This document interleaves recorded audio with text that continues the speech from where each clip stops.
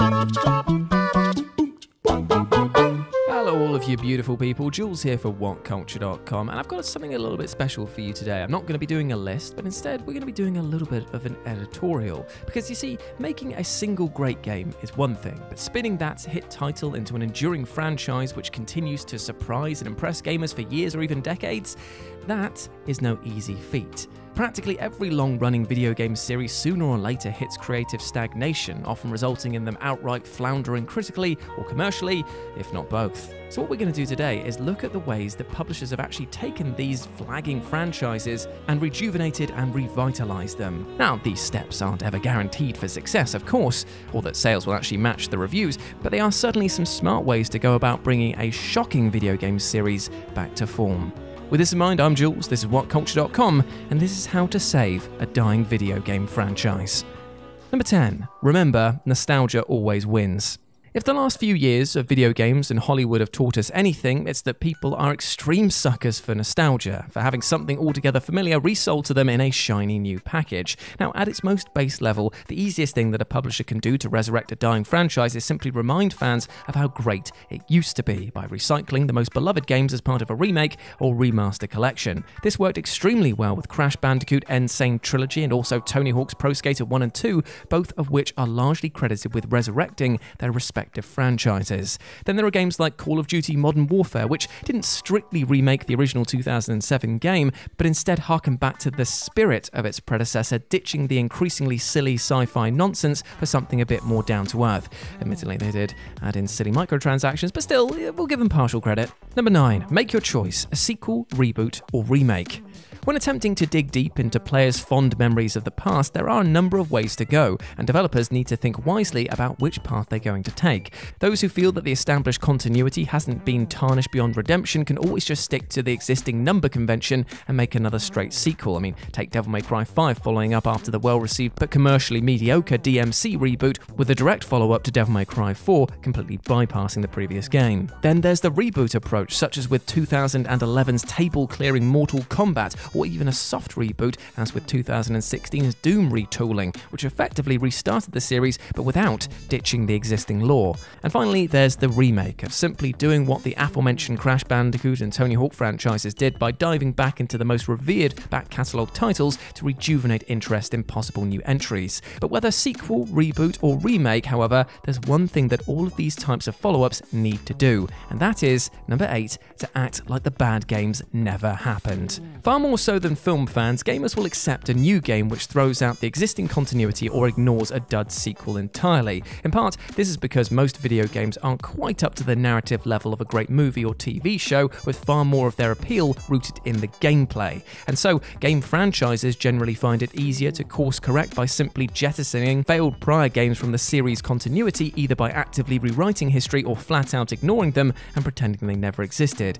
The timey-wimey shenanigans of Crash Bandicoot 4 It's About Time hilariously allowed the game to make a passing reference to the many bungled sequels following 1998's Crash 3 Warped, effectively chucking them all out of the timeline as they did so. Though flat-out reboots and card-carrying soft reboots are far more common than straight sequels which rejig the continuity such as Crash 4, the key goal is diminishing the offending game's mindshare in the fanbase and giving them as little reason to think about it as humanly possible. But you know what? It is important not to rely too heavily on what came before, because, number 7, you need to make it the same, but actually also different. As much as people love nostalgia, they're also not stupid, and publishers would certainly get review bombed if they just promised players a new game only to release a thinly veiled remake. The goal then should be to deliver an experience which returns the series to its roots while capturing that precious nostalgia feeling, but also bringing just enough newness to the table to make it feel like it's more than a quasi-rehash.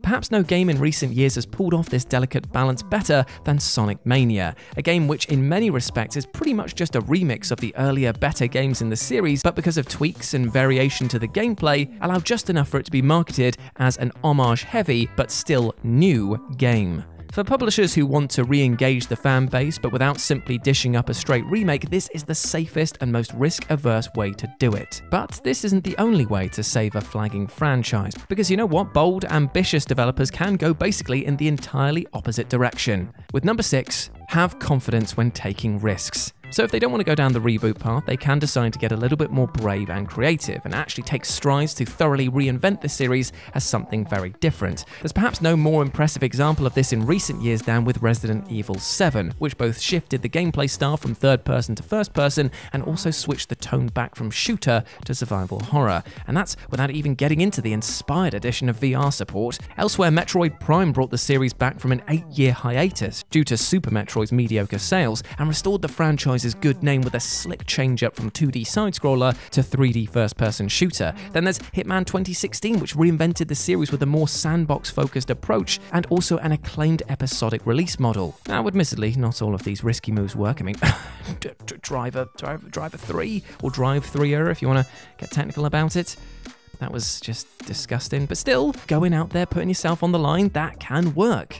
But if you're going to do that, you're going to need, number 5, to give the protagonist an epic makeover. Character redesigns are extremely risky given the notorious fickleness of just about every major entertainment fanbase on the planet, but when they work, they really work. And there are 2 clear winners in recent years that I can think of, the first being Tomb Raider's Lara Croft, who was reinvented as a more believable human being, and 2018's God of War, which ditched the Colossus Kratos of yore for a more relatable and empathetic old gunslinger called back to fight just one more time. For those who were turned off by the sadistic violence of the prior games, the 2018 game took Kratos in a decidedly much more human direction. Again though, it doesn't always work, as with 2013's Devil May Cry reboot DMC, which, while a perfectly fine game in its own right, misguidedly reimagined Dante as an edgy emo shadow of his former self. Thankfully, they course-corrected that and brought him back as normal for Devil May Cry 5. Yes, good. But sometimes a simple character change isn't enough, and the series' waning popularity can benefit enormously from a fresh creative perspective.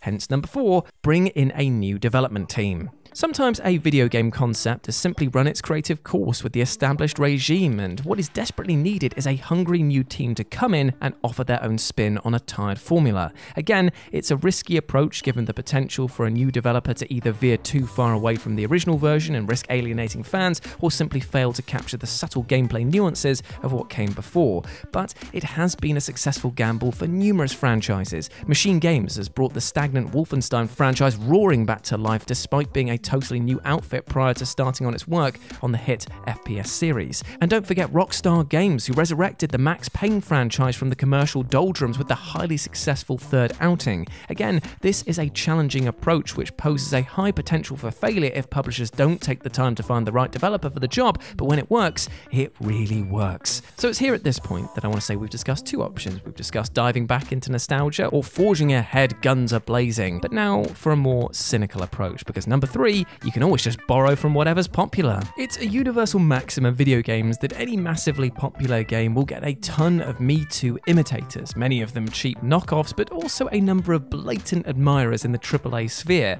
There's no example more egregious or perhaps most successful than Crystal Dynamics' 2013 Tomb Raider reboot, which so obviously took most of its stylistic and gameplay cues from the Uncharted series that it almost beckoned the lawyers to come and knock in. With a more cinematic approach to action than ever before, the new Tomb Raider was an enthusiastic leap away from the far stiffer, more sober prior games and ably brought Lara Croft kicking and screaming into a new era. While nowadays this tends to materialize in far more cynical ways by including loot boxes, microtransactions, and maybe even a little battle royale component, games which attempt to capitalize on current trends have a high probability of actually succeeding with the casual market. But even when this doesn't seem feasible, there is one last desperate resort, which we will call the nuclear option. Because number 2, if all else fails, wait it out. Sometimes it's a simple fact that players are just tired of a franchise, of its aesthetic, of its gameplay, of basically everything about it. Maybe the franchise oversaturated itself with an excess of titles, or perhaps it simply failed to move with the times. But you know what? There are worse things than for a franchise to take an extended hiatus and actually just sit a generation out, allowing for fans to actually miss them and crave their return.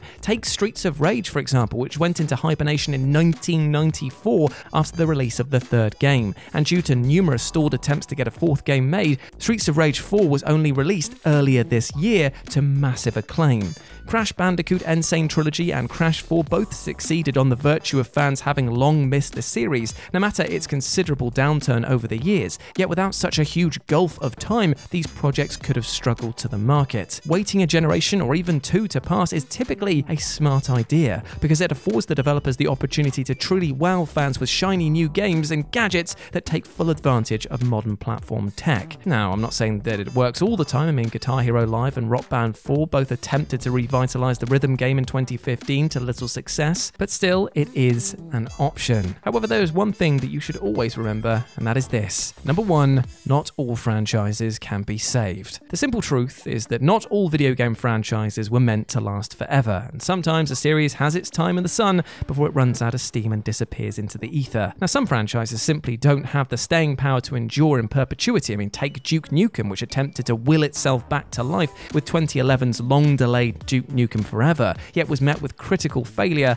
and commercial mediocrity. Elsewhere, the Alone in the Dark series has had more retoolings than most people have had hot dinners, with 2015's Alone in the Dark Illumination receiving near universal critical disdain, enough that some reviewers believed it to be the death knell for the survival horror series. Then there's Medal of Honor, which has similarly made several unremarkable attempts to restore its former FPS glory, yet hasn't felt truly relevant or worthwhile in about 15 years. Though the upcoming VR game Medal of Honor Above and Beyond looks pretty fun, its niche appeal should prevent it from breathing too much life back into the series, only to kill itself. These three franchises all have one thing in common. They've all failed to reinvent themselves in clever or creative ways as the gaming world has moved on around them, and in some cases, that isn't worth shedding tears over. Occasionally, however, there are games that fans absolutely want to see resurrected, but legal red tape simply prevents it from ever happening. I mean, take Time Splitters, for example. God damn it, Time Splitters. Sad as it is, when a video game classic IP gets put out to pasture, sometimes it's just the natural course of things. Not every video game franchise actually needs or even deserves to be saved, and there's a depressing truth in that. And there we go, my friends. That was how to save a dying video game franchise. I hope that you enjoyed that, and please let me know what you thought about it down in the comments section below. As always, I've been Jules. You can come chat to me over on Twitter at RetroJ, or you can swing by Live and Let's Dice. It's my personal gaming channel where I stream every single Wednesday and Sunday. But before I go, my friend, I just want to say one thing. I hope that you are treating yourself well, both mentally and physically. Big up to you. Big love, you big old ledge. You deserve love, happiness, and success. We all do as human beings, and do not let anything or anyone tell you otherwise, okay? Now go out there and absolutely smash it. As always, I've been Jules. You have been awesome. Never forget that, and I'll speak to you soon. Bye.